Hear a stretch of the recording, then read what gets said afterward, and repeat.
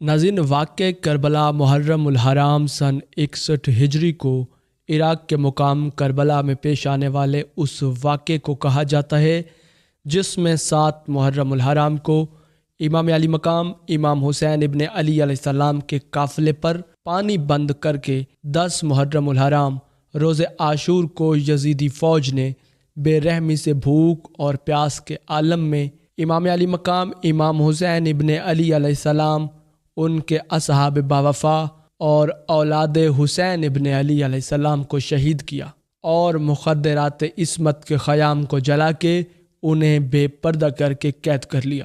کربلا کے پیاسے شہیدوں کی یاد میں آج بھی یہ دن تمام مسلمانوں کے دل میں زندہ و جاوید ہے۔ یزید علیہ اللعن جیسے فاسق و فاجر سے بیعت نہ کرنے کی، امام حسین ابن علی علیہ السلام کی اسلام کو زندہ رکھنے کی یہ عظیم اور لازوال قربانی ہے۔ واقع کربلا تمام مسلمانوں کے نزدیک تاریخ اسلام کا دل خراش ترین اور سیاہ ترین واقعہ ہے۔ ناظرین، دریائے فرات کے جس کا پانی تمام پرندوں، چوپایوں اور جانوروں کے لیے موجود تھا، اس کا پانی خانوادہ رسول صلی اللہ علیہ وآلہ وسلم کے لیے بند کر دیا گیا۔ ناظرین، ہم اپنی گزشتہ ویڈیوز میں آپ کو امام علی مقام امام حسین ابن علی علیہ السلام کا مدینہ سے کربلا تک کا سفر مختصراً بیان کر چکے ہیں کہ کس طرح آپ 28 ذوالحج کو مدینہ سے مکہ نکلے اور مکہ سے ہوتے ہوئے 2 محرم الحرام کو کربلا پہنچے۔ آج کی اس ویڈیو میں ہم بات کریں گے کہ آپ کے کربلا پہنچنے کے بعد کیا ہوا، یہاں آپ علیہ السلام کی ملاقات کس کس سے ہوئی اور آپ پر پانی کیوں اور کب بند کیا گیا۔ شدت کی پیاس کے باوجود آپ کے صبر و استقلال کی کیا حالت تھی، مشکل کی اس گھڑی میں اہل بیت کا صبر کیسا تھا اور آپ اس صبر میں امت مسلمہ کے لیے کیا سبق پہنچا کر کے۔ ناظرین، خاتم النبیین امام الانبیاء جناب محمد الرسول اللہ صلی اللہ علیہ وآلہ وسلم نے امام حسین ابن علی علیہ السلام کی ولادت کے وقت ہی آپ کی شہادت کی خبر دی اور آپ کا نام حسین رکھا۔ واقع کربلا کی اگر بات کی جائے تو اکثر تاریخی روایات میں آتا ہے کہ امام حسین ابن علی علیہ السلام اور آپ کے اصحاب و اہل بیت 2 محرم الحرام سن 61 ہجری کو کربلا کی سرزمین پر پہنچے۔ یہاں پہنچ کر امام حسین ابن علی علیہ السلام نے فرمایا، اس جگہ کا نام کیا ہے؟ سب نے کہا کربلا۔ فرمایا، یہ قرب یعنی رنج اور بلا کا مقام ہے۔ میرے والد صفین کی طرف جاتے ہوئے یہاں اترے اور میں آپ کے ساتھ رکا۔ جب ہم رک گئے اور آپ نے ان کا نام پوچھا تو لوگوں نے بتایا کہ اس کا نام یہ ہے۔ اس وقت میرے بابا علی المرتضیٰ علیہ السلام نے فرمایا، یہاں ان کی سواریوں کے اترنے کا مقام ہے اور یہاں ان کا خون بہنے کا مقام ہے۔ لوگوں نے حقیقت حال کے بارے میں پوچھا تو آپ نے فرمایا، خاندان نبوت و رسالت کا ایک قافلہ یہاں اترے گا۔ امام حسین ابن علی علیہ السلام نے فرمایا، یہ ہماری سواریاں اور ساز و سامان اتارنے کی جگہ ہے اور یہاں ہمارے خون بہنے کا مقام ہے۔ اور اس کے بعد حکم دیا کہ ساز و سامان یہاں اتار دیا جائے اور ایسے ہی کیا گیا۔ وہ جمعرات 2 محرم الحرام کا دن تھا۔ ناظرین، روایات میں ہے کہ کربلا میں پڑاؤ ڈالنے کے بعد امام علی مقام امام حسین ابن علی علیہ السلام نے اپنے فرزندان، اپنے بھائیوں اور اہل خاندان کو اکٹھا کیا اور ان سب پر ایک نگاہ ڈالی اور فرمایا، خداوند، ہم تیرے نبی محمد مصطفیٰ صلی اللہ علیہ وآلہ وسلم کی عزت اور خاندان ہیں، جن کو اپنے شہر سے نکال دیا گیا ہے اور حیران و پریشان اپنے نانا جناب محمد رسول اللہ صلی اللہ علیہ وآلہ وسلم کے حرم سے نکال دیا گیا ہے اور ہمارے خلاف جارحیت کی گئی ہے۔ خداوند، پس ان سے ہمارا حق لے لے اور ظالموں کے خلاف ہماری نصرت فرما۔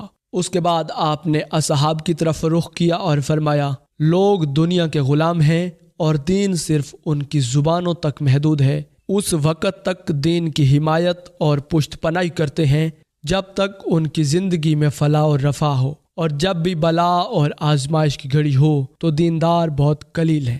ناظرین، آپ کے کربلا پہنچنے کے ایک دن بعد یعنی 3 محرم الحرام کو 4000 پر مشتمل کوفی فوج عمر ابن سعد علیہ اللعن کی سربراہی میں کربلا پہنچی۔ اس کو مقامی بغاوت کو دبانے کے لیے گورنر مقرر کیا گیا تھا۔ پھر امام علی مقام امام حسین ابن علی علیہ السلام سے مقابلہ کرنے کے لیے واپس آ گیا۔ ناظرین، کہا جاتا ہے کہ ابن زیاد کی طرف سے اس کی گورنری کو کل عدم کرنے کی دھمکی دی گئی۔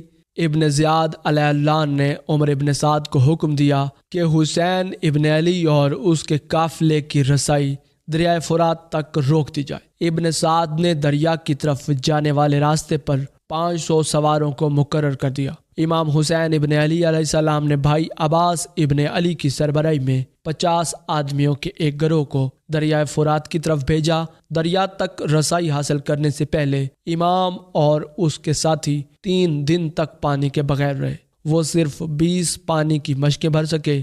عمر ابن سعد نے جب عبید اللہ ابن زیاد علیہ اللہ کو امام علی مقام کے متعلق نسبتاً نرم فیصلے کے لیے کہا تو ابن زیاد آگ بگولا ہو گیا اور اس نے سخت الفاظ میں عمر ابن سعد کی سرزنش کرتے ہوئے حکم دیا کہ یا تو حسین سے بیعت لو یا اس کا سر قلم کر کے میرے دربار میں بھیجو۔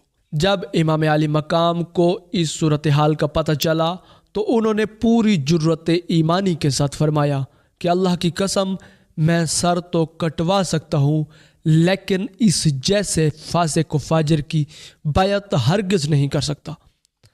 اب وہ مرحلہ آ گیا ہے کہ جو تاریخ میں معروف ہے، اور بے شک اس پر افراط و تفریق کے شکار لوگوں نے جتنی بھی ردیں چڑھائی ہیں۔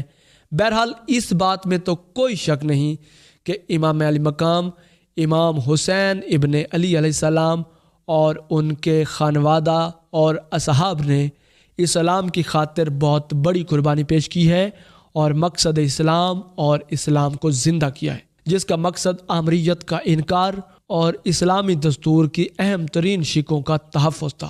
ناظرین، روز عاشور امام علی مقام امام حسین ابن علی علیہ السلام کے ساتھی، آپ کے بھائی بیٹے ایک ایک کر کے شہید ہوتے چلے گئے۔ آخر میں آپ تنہا رہ گئے۔ پانی تک بھی رسائی ممکن نہ تھی۔ گرمی کی حدت اور جنگ کی شدت، اسی لمحے کی سختی اور دل دہلا دینے والا منظر، اس سب کچھ کے باوجود امام علی مقام کی جرت و استقلال میں کوئی لغزش نہ آئی۔ وہ بہادری سے لڑتے ہوئے شہید ہو گئے، مگر یزید کی ناجائز حکومت کو تسلیم کرنے سے انکار کر دیا۔ امام حسین ابن علی علیہ السلام اور اصحاب حسینی کے سرزمین کربلا پر اترنے کے بعد حر ابن یزید الرحائی نے ایک خط عبید اللہ ابن زیاد کے لیے لکھا اور اس کو اس امر کی اطلاع دی۔ حر کا خط ملتے ہی عبید اللہ نے ایک خط امام حسین ابن علی علیہ السلام کے نام بھیجا، جس میں اس نے لکھا تھا: اما بعد، اے حسین، کربلا میں تمہارے پڑاؤ ڈالنے کی خبر ملی۔ یزید نے مجھے حکم دیا ہے کہ چین سے نہ سوؤں اور پیٹ بھر کے کھانا نہ کھاؤں حتیٰ کہ تمہیں خدائے دانائے لطیف سے ملحق قتل کر دوں، یا پھر تمہیں اپنے حکم اور یزید کے حکم کی تعمیل پر آمادہ کروں۔ والسلام۔ ناظرین، تاریخی روایات میں مروی ہے کہ امام علی مقام امام حسین ابن علی علیہ السلام نے پڑھنے کے بعد خط کو ایک طرف پھینک دیا اور فرمایا: جن لوگوں نے اپنی رضا اور خوشنودی کو خدا کی رضا اور خوشنودی پر مقدم رکھا، وہ ہرگز فلاح نہ پا سکیں گے۔ ناظرین، ابن زیاد کے قاصد نے کہا: یا ابا عبداللہ، آپ خط کا جواب نہیں دیں گے؟ فرمایا: اس خط کا جواب اللہ کا دردناک عذاب ہے جو بہت جلد اس کو اپنی لپیٹ میں لے لے گا۔ قاصد عبید اللہ ابن زیاد علیہ اللہ کے پاس واپس چلا گیا اور امام علی مقام کا کلام اس کے سامنے دہرایا۔ عبید اللہ نے امام علیہ السلام کے خلاف جنگ کے لیے لشکر تشکیل دینے کا حکم دیا۔ ناظرین، امام علی مقام علیہ السلام کا قافلہ اور حر بن یزید کا لشکر ساتھ ساتھ ایک طرف چلتے رہے۔ جہاں کہیں آپ کے قافلے کا رخ صحرائے عرب کی طرف ہو جاتا، وہ آپ کو روک دیتا اور رخ پھیر کر کوفہ کی طرف کر دیتا۔ چلتے چلتے آپ نینوا پہنچے۔ وہاں جو ہی ابن زیاد کے قاصد نے حر کو ایک خط پہنچایا جس میں حکم تھا: میرا یہ خط اور میرا یہ قاصد تم تک پہنچے، حسین اور ان کے ساتھیوں کو جہاں ہو وہیں روک دو اور انہیں ایسی جگہ اترنے پر مجبور کر دو جو بالکل چٹیل میدان ہو اور جہاں کوئی سبزہ نہ ہو اور پانی کا کوئی چشمہ وغیرہ بھی موجود نہ ہو۔ میرا یہ قاصد اس وقت تک تمہارے ساتھ ساتھ رہے گا جب تک مجھے یہ معلوم نہ ہو جائے کہ جو حکم میں نے تمہیں دیا ہے تم نے اس کی ہو بہو تعمیل کی ہے۔ حر نے آپ کے قافلے کو رکنے پر مجبور کر دیا۔ بالآخر یہ قافلہ کربلا کے میدان میں اتر گیا۔ دوسرے ہی روز عمر ابن سعد سپاہیوں کے ساتھ وہاں پہنچے۔ ناظرین، عبیداللہ ابن زیاد علیہ اللہ نے عمر ابن سعد علیہ اللہ کو حکم دیا اگر امام حسین ابن علی علیہ السلام بیعت نہ کریں تو ان کا پانی بند کر دینا۔ ناظرین، امام حسین ابن علی علیہ السلام کو ایسی حالت میں کہ جب وہ قابو میں آ چکے تھے گرفتار کرنا زیادہ مناسب اور ضروری قرار دیا گیا۔ یہ سن کر ابن زیاد نے اپنی رائے تبدیل کر دی اور عمر ابن سعد کو اس بات پر سرزنش کرتے ہوئے حکم دیا اگر امام اور ان کے ساتھی اپنے آپ کو حوالے کر دیں تو بہتر، ورنہ جنگ کی راہ ہموار کر لو۔ شمر بمائے خط عمر ابن سعد کے پاس گیا۔ عمر ابن سعد اپنے اقتدار کو قائم رکھنے کی خاطر امام حسین ابن علی علیہ السلام کے خلاف تلوار اٹھانے کے لیے تیار ہو گیا۔